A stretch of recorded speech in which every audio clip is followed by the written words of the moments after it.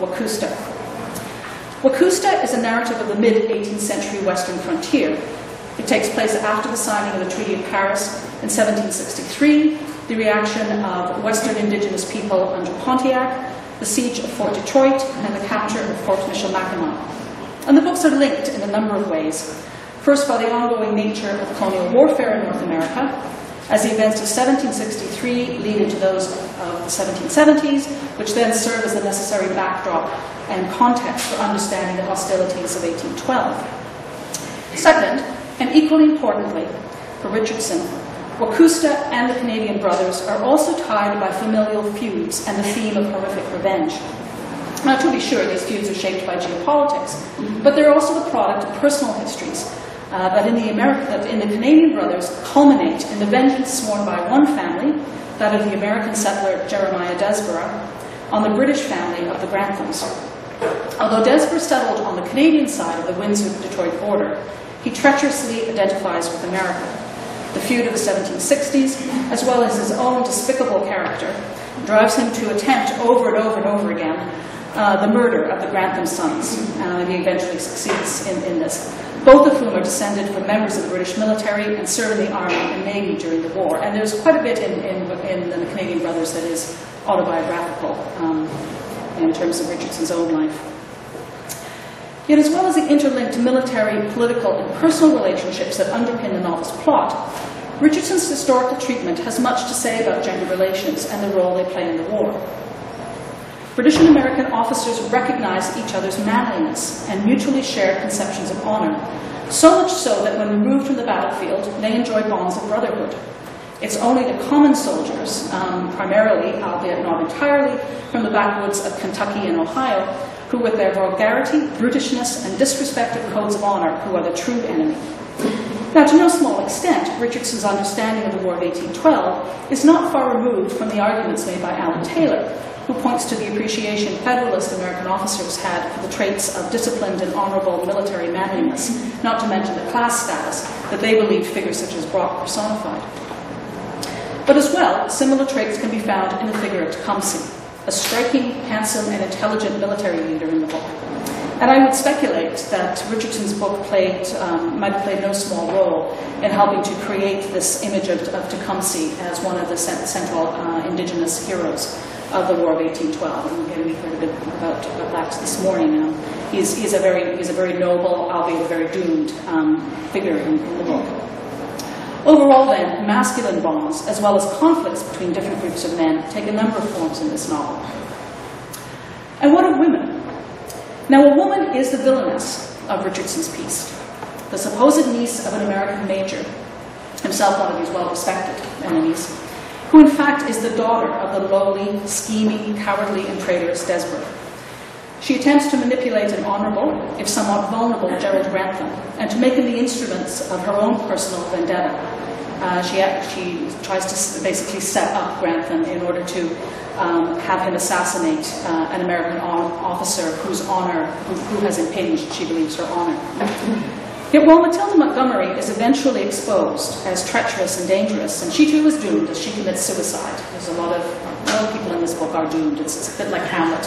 All of them are dead by the time you wade through the 400-odd pages that Richardson wrote. But still, Matilda Montgomery's initial courage and determination in the face of capture, she's completely unfazed by the fact that she's been taken prisoner by the British. That is also recognized by their officers. This is no helpless or shrinking victim. Other women, at least upper-class white women, also play a role in the novel's creation of the war's memory. Although Matilda Montgomery is a divisive force between these honorable gentlemen, not least because of her lowly and tainted origins, at times other women bring these men together. Officers' wives, and especially daughters, help create a world of sociability in which political distinctions are not so much forgotten, perhaps, as they are temporarily laid aside. Just before the war's outbreak, for example, a series of balls given by garrisons on both sides of the border are attended by the ladies, American and Canadian. And these are social spaces in which women's presence helps create relationships of amicability and good friendship that supersede national hostilities. And even after the war has begun, The amiable daughters, as Richardson calls them, of the American General Hull, so charmed the British officers that they contemplate proposals of marriage once the war has ended. There will be reconciliation, and it will be through these women that this reconciliation is effected. Yet although families in the realms of intimacy are the crucibles in which the war's conflicts are experienced, overall Richardson envisioned the war as an affair that primarily most deeply affected men and involved codes of masculine behavior.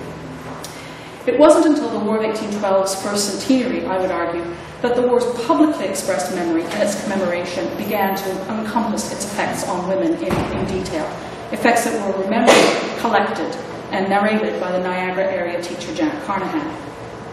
And it's to Carnahan and her work that I'd like to turn for the rest of this talk.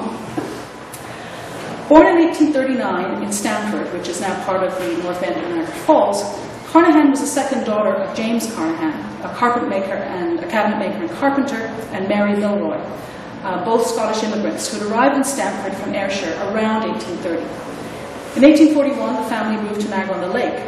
With her 4 siblings, Carnahan spent her childhood and adolescence in the village, where she attended school there and also St. Andrew's Presbyterian Church.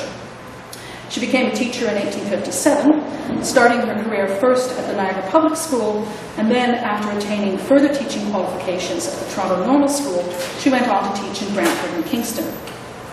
Carnahan remained in Kingston for 5 years until her mother's illness called her home to manage her parents' household. After her mother's recovery, she taught for a year in a rural school near Peterborough until the principal's position in the Niagara Public School became vacant. She applied for the job and, on being accepted, returned home in 1872. Now, there aren't many sources that have survived to describe Carnahan's years as a public school principal, although later tributes stress her dedication to teaching and the esteem in which she was held. In 1876, when a new high school building in Niagara was completed, she joined its staff shortly afterwards, and she remained there until she retired in December of 1900. But while teaching, she also channeled her considerable energy into travel and voluntary work. She turned the story of her 1878 shipwreck on Sable Island while en route to Britain into a manuscript. She also was chosen as one of 20 Canadian women to attend the Chicago World Congress. Moreover, Carnahan began a long history of work for St. Andrew's. She taught in its Sunday school, fundraised for the church, and from 1892 to 95 sat on its board of managers. And from 1897 until her death in 1926, she was the secretary of the church's newly founded Women's Missionary Society. As well as her service for the church, Carnahan sat on the board of the Niagara Public Library as its secretary and treasurer, and from time to time acted as a temporary librarian. Now, teaching occupied 39 years of her life, but less is known, as I mentioned, about her work as a teacher. Instead, it's her informal educational work as a local and regional historian, historical preservationist, and museum director that's made its mark on the historical record. She began making forays into historical writing in the 1890s with her history of Niagara's Anglican and Presbyterian churches. In 1895, she became the president of the newly revived Niagara Historical Society that had been an earlier endeavor by Niagara resident and historian William Kirby, but it was short-lived. And she became a leading figure in the society until 1925, serving as its president, corresponding secretary, and editor of its reports and publications. And after she retired from teaching, she became even more engrossed in historical work. I think that was really her avocation in life. As well as her activities with the NHS, she wrote a historical column in the local paper, the Niagara Times, and became curator of the Society's collections in 1901 and spearheaded its drive for the 1907 construction of Memorial Hall, the first building erected as a museum in Ontario. As well as representing the Niagara Society at the Ontario Historical Society meetings, their annual meetings, from 1901 to 1911, she also sat on its Monuments Committee. And from 1914 to 1919, she was the Society's vice president. So she's quite a busy woman. In 1914, though, she published her History of Niagara, which was printed by the Toronto Company of William Briggs and provided with a foreword by Dr. A.H.U. Colquhoun, Deputy Minister of Education. Not content with directing the museum and writing the histories, Carnahan expended much energy as well in attempts to preserve historical landmarks in Niagara, such as Butler's Burying Ground, Forts George and Mississauga, and the military reserve, the Commons.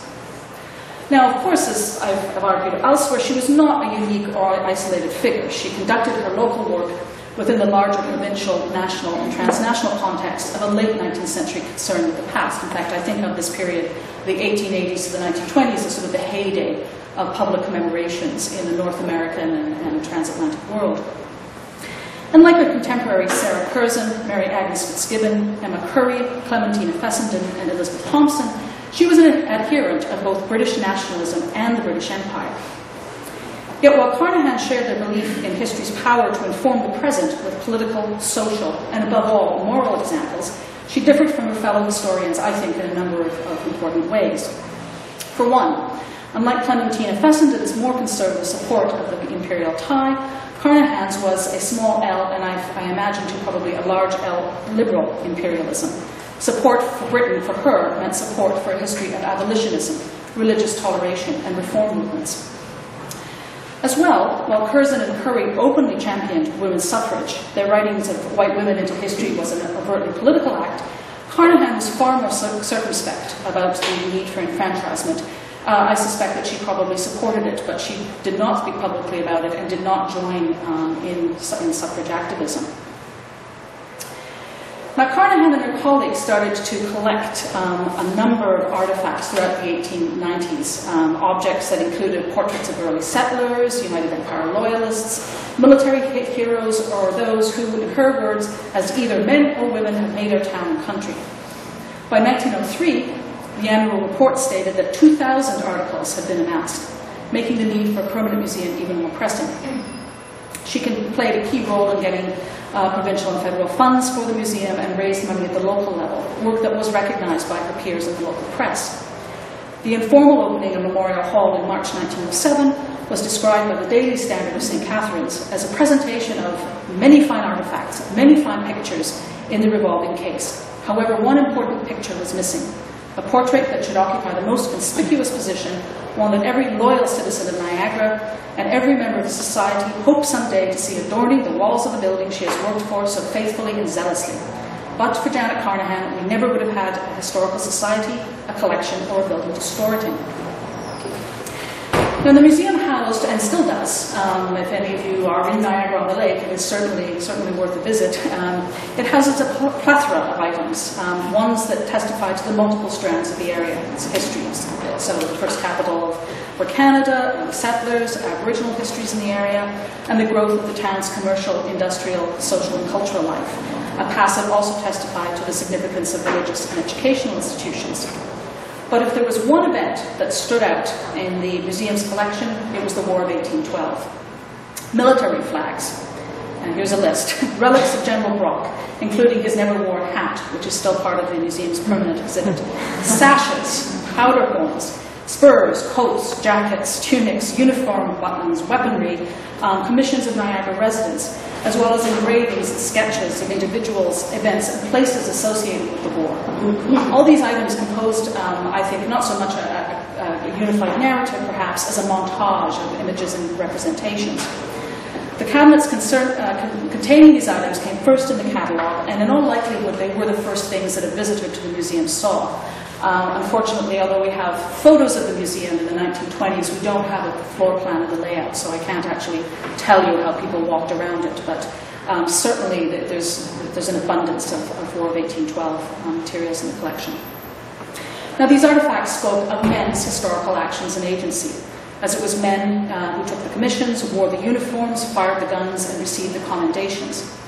But, to be sure, the exhibit cases could not tell their viewers who made items such as clothing, sashes, and flags, and some of them might well have been the result of women's work. In York, for example, the Young Ladies' Patriotic Society made a banner for the town's militia in 1812, which they presented at a public ceremony, and which was resurrected in the late 19th century. And there is an oral history that suggests that the banner was returned to the young ladies during the siege of York, given to them for safekeeping, on which occasion Anne Robinson taunted the men and said, "You can't even look at, how can you protect us when you're bringing this banner back to us?" and had some very strong words to say to them. Furthermore, Carnahan and her colleagues were committed to collecting items associated with Niagara's most famous heroine of the war, Laura Secord. Dispersed throughout the exhibit were multiple reminders of Secord, ones that encompassed engravings, sketches, and letters to spoons, a sugar bowl cover, and a large hamper. The Society also was proud to report that Miss Augusta Smith of Guelph, Laura Seacourt's granddaughter, had donated her grandmother's copper tea kettle, of which the story runs, and this is from the museum's catalogue, that in the War of 1812, when in danger from the enemy, a quantity of gold doubloons were placed in the kettle hanging over the fire in the old fashioned fireplace. Both gold and kettle were undisturbed. Now, to be sure, Carnahan's interest in collecting was a widespread one. It encompassed not only other Canadians, such as her colleague David Boyle, the provincial archaeologist, or the Montreal lawyer and historian David Ross McFord, but it was also transnational, as American, British, and Australian collectors amassed historical artifacts and natural history specimens that testified to national, local, and regional pasts. As the reports and transactions of other historical societies that Memorial Hall held, which were both Ontario and also American, she was well aware of being part of a movement that spread far beyond southern Ontario. But Carnahan also was motivated by concerns shaped by, yes, national, but also local contexts. For all of her support for Britain and Canada's tie to empire, she thought of her work as an important corrective to the notion that Canada lacked a history, a theme that she addressed directly in her writings. Moreover, and probably more germane to her role in the museum, Carnahan was driven to show that the depredations of the war had not depleted the area of its historical artifacts.